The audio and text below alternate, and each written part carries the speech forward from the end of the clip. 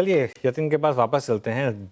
Gensol second day running आज इसमें 10% का सर्किट। एक बार स्टॉक दिखाइए जरा, ध्यान रखिएगा। कल भी ये स्टॉक लोअर सर्किट पे था, कल शायद 20% का सर्किट था, आज 10% का सर्किट इस स्टॉक में। और क्यों इसमें बड़ी गिरावट है, इकरा ने क्या कहा है इस कंपनी को लेकर, एक बार वापस चलते हैं यतिन के पास। तो यतिन 2 दिन का सर्किट और जिस तरीके के आज वॉल्यूम है, लगता नहीं कि कल भी खुलेगा सर्किट। बिल्कुल क्या कह रहे और हैं इकरा? बिल्कुल और एक बहुत सीरियस लेवल के फ्रॉड के एलिगेशंस आपको दिखाई पड़ रहे हैं इकरा की क्रेडिट रेटिंग रिपोर्ट में। केयर ने तो ऑलरेडी कंपनी की रेटिंग्स डिफ़ॉल्ट कर दी हैं और जो देर शाम येस्टरडे आपको इकरा की रिपोर्ट देखने को मिली, यहाँ भी एक बड़ा खुलासा हुआ। इकरा के मुताबिक जेंसोल ने फॉल्सिफाई करके डॉक्यूमेंटेशन को इस तरीके से पेश किया कि कंपनी की लिक्विडिटी पोजीशन नॉर्मल है और कंपनी रेगुलरली बैंक के लोन सर्विस कर रही है।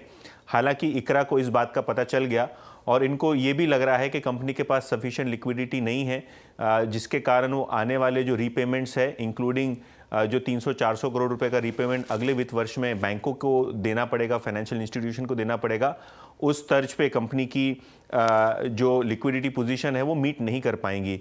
इसका मतलब सीधा है कि कंपनी जो है पूरी तरीके से आगे जाके डिफ़ॉल्ट कर सकती है और इसी चीज़ को देखते हुए कंपनी की रेटिंग्स डिफ़ॉल्ट कर दी है इकरा ने। और अगर हम प्रोजेक्ट रिस्क की बात करें तो कंपनी ने काफ़ी सारे इलेक्ट्रिक व्हीकल प्रोजेक्ट शुरू किए हैं। बैटरी स्टोरेज प्रोजेक्ट्स भी रिसेंटली इन्होंने जीते हैं, जिनका ऑर्डर बुक वैल्यू 3000 करोड़ से ज़्यादा है। और ऑब्वियसली कंपनी के पास वो टाइप की कैपेबिलिटी या वो टाइप का वर्किंग कैपिटल भी नहीं है जिससे ये प्रोजेक्ट्स एग्जीक्यूट हो।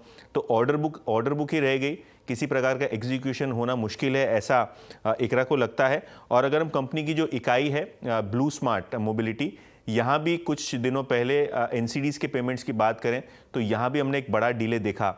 इकरा की रिपोर्ट ये भी कहती है कि फाइनेंशियल इंस्टीट्यूशन जैसे IREDA, PFC, ICICI bank, axis bank जैसी, एचडीएफसी बैंक जैसी इंस्टीट्यूशन के पास भी जेंसोल ने कर्जा लिया है और कहीं ना कहीं ये जो रेटिंग एक्शन है ये अब आपको ख़राब लोन में तब्दील होता हुआ दिखाई दे सकता है इन सारी कंपनीज़ में। अगर हम बात करें स्पेसिफिकली इरेडा की तो 636 करोड़ का यहाँ एक्सपोजर देखने को मिल रहा है और इंक्लूडिंग वर्किंग कैपिटल लोन्स। और पीएफसी की बात करें तो इकरा के हिसाब से 335 करोड़ का लोन आउटस्टैंडिंग है जो वो क्रेडिट रेटिंग एजेंसी के हिसाब से मॉनिटर कर रहे हैं। बिल्कुल। चलिए तो बहुत बहुत शुक्रिया इस पर यतिन।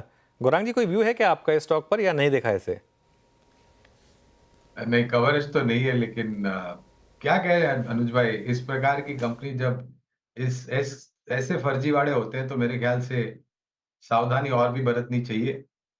किसी प्रकार की किसी प्रकार का उतावलापन अनुज भाई, ये सोच के कि भाई 10-20% या 30% गिरा है तो कुछ वैल्यू बाइंग हो जाए, ऐसी सब चीजों से सावधान रहना चाहिए। बिल्कुल। देखिए, जो बात गौरांग जी ने कही ना, जी। उससे पूरी तरीके से सहमत हूँ। और यही रिस्क होता है ये सब फैंसी स्टोरीज में। वो कुछ इलेक्ट्रिक मोबिलिटी वगैरह वगैरह ये कुछ चीज़ें चल रही थी। इसका सिर्फ आज का चार्ट में दिखाइए, इसका एक हफ्ते का चार्ट दिखाइए। अच्छा, एक और दिक्कत क्या होती है ना श्रेया इन चीज़ों में, मिड कैप मार्केट में आपको याद होगा मैं काफ़ी टाइम से कॉशियस हूँ। मैंने एक आर्ग्यूमेंट सुनी थी कि जब बेचने का टाइम आएगा तब बेचेंगे, अभी नहीं बेचना है। तो बेचने का टाइम आता है ना, बिकता नहीं है। आप बेच के दिखा दीजिए, आप जेंसोल का एक भी शेयर पिछले 2 दिन से एक शेयर बेच के दिखा दीजिए, नहीं बिकेगा। वो लोअर सर्किट पे सेलर ओनली है। तो इसके लिए तो ये कहना ना कि जब टाइम आएगा तब बेचेंगे, ये बहुत डेंजरस होता है। इसमें ऑब्वियसली जब चीज़ें अच्छी हो रही हों और बहुत ज़्यादा एक पहला साइन दिखे, वहीं पर आपको इनमें बेचना होता है, जिसमें आपको कई बार ये जरूर होगा कि आपके बेचने के बाद भी हो सकता है स्टॉक और 20% चल जाए। लेकिन जैसे कि हुआ भी, जब से हमने मिड कैप स्मॉल कैप पे कॉशियस व्यू लिया था, उसके बाद से काफ़ी स्टॉक वहाँ से 20-20% भागे। लेकिन आज देखिए वो स्टॉक्स कहाँ गए हैं, वो 40-50, इन सर्टेन केसेस 60-70% गिर गए हैं अपने हाई से। तो ये थोड़ा सा एक इशू हो जाता है। चलिए खैर,